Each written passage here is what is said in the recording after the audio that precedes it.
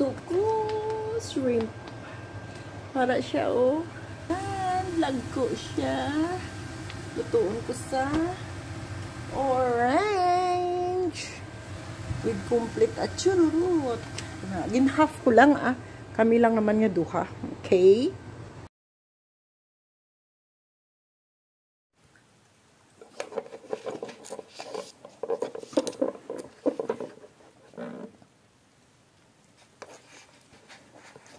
Sugar, okay. Everything, okay. But, hindi ko ka-diet sa sugar. Tanan, sugar-free. Ini, cook diet. Budlay mag-diet. Yung sugar ang pinag-usapan. Basta ang doktor ko, basta, hindi maglabot sa boundary. Kabalo na ko kung ano yung boundary ko. Basta, sa subong week, in 1 month, may isa ko ka-week kaong tudo. And the rest of the week, diet. So, anong problema? Sa todo lang, hindi taka-sure eh. Si Anson, regular, ga-diet. Ay, regular ga-gym. Wala siya ga-diet. And si Anson, makamit. Yung meat siya, carnivorous, kumbaga. Wala siya ka-count fish.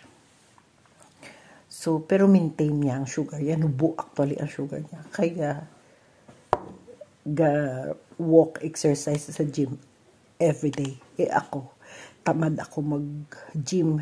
And for this week, ginbawalan ko sa akong ophthalmologist na stop anay, whatever. Kung ka-cardio ko or what, stop.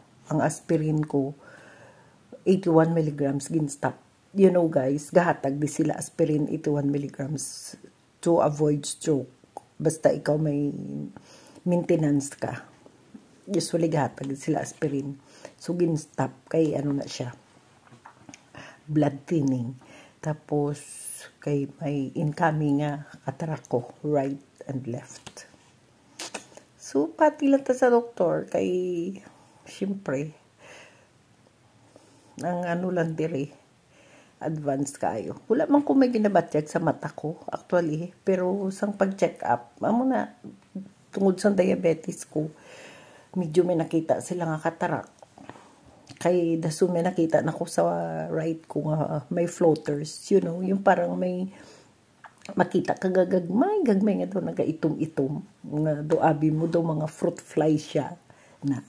So, mas kwaon advance ang doktor kay siyempre diabetic ko. Kung sa bagay, maintain naman ang monitored and maintain ang diabetes ko.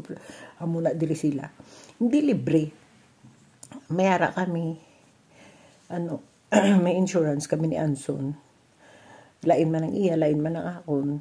Sa sininga January, nag-change kami sa plan kay para madako-dako ang coverage ang akon, ano, cataract and dental. So, ginuuna ang cataract kay importante kay basta kakita na ko floaters. So, ginuuna, gipaiway ana ang dental.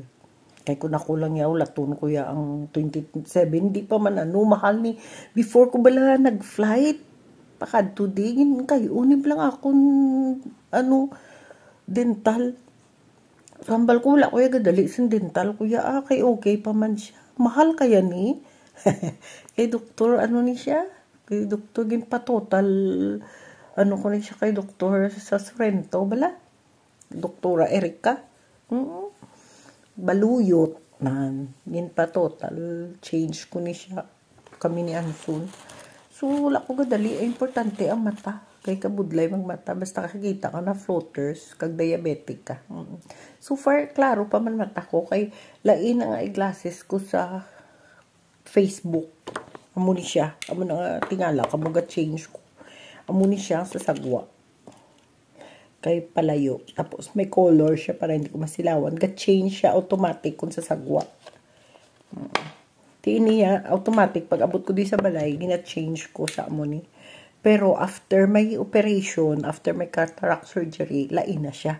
Kaya ang ibutang ang lens sa akon para sa layo. So, no need ako magamit eyeglasses sa layo. Sunglasses na lang. Para hindi masilawan sa adlaw. Tapos ini, liwato naman ni siya. Ang para sa ano. Kaya siyempre lain na mo. Nana mo na siya. So, medyo may, siyempre may part kami sa balayran. Hindi man katanan 100% cover sang insurance diri. Ara, pero dako-dako lang. Pero ang amon man magasto is dako man, siyempre. Importante, sa bago lang ko nakapalaboratory, kay monitored ang sugar ko. Although hindi man siya taas na, monitor agagagagay. Ara, na. Nan. Akong tattoo with my hatag ni Attorney Amber pang kareyon. Ginpahungod jigid. Muna siya. Hindi ko pagkwaon kay gainom ko blood thinner ginpaandaman ko. Karon mga 3 o'clock na siya kwaon. Ang plaster ko din. Mula na. Hindi na siling ako may insurance. Amo na nga mas gusto din namon ni Anson, especially Anson kay dako di ang insurance coverage siya. Siyempre ginabayaran man na Amo na nga mahal-mahal ang insurance namon. Subong nagmahal pagid sang pag-abot ko di last year kay first year ko pa lang. Hindi maayo ang coverage ko, hindi gid siya dako. Kay Anso niya okay. Mayara yung wala sa may ginabayran, covered nila tanan. Akon sa last year, hindi pa kay first year ko nga pag-avail sa insurance. Subong sang sugod sa January, ginsakaan na ang ako. So medyo may ara kami gamay nga share sa akong cataract surgery. Okay? Pero ang ako niya primary doctor ya ara gina. Tapos nako sa pulmo, tapos nako sa colon health, do ano bla do city health da sa aton kinahanglan ma-report kagid. Tapos ako sa infection control. Na sa infection control dako ang nabayra namon kay specialist gid. Tapos kintagaan ako nila clearance. Wala ko wala anong tawag na, there is no contagious or serious infection ako. It was just happened na I was a nurse and frontliner many years ago,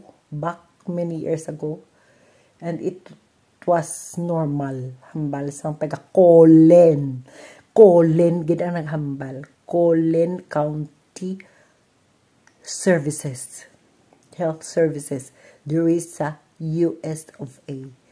It was normal. Basta hindi siya, wala siya signs and symptoms. It is a normal for a frontliner as long as wala symptoms. So, sa mga tao dyan na kulang-kulang sa pag-isip at sa pag-intindi, sana hindi mangyari sa inyo yung sakit na, alam mo na yung sakit na makalalaton, no?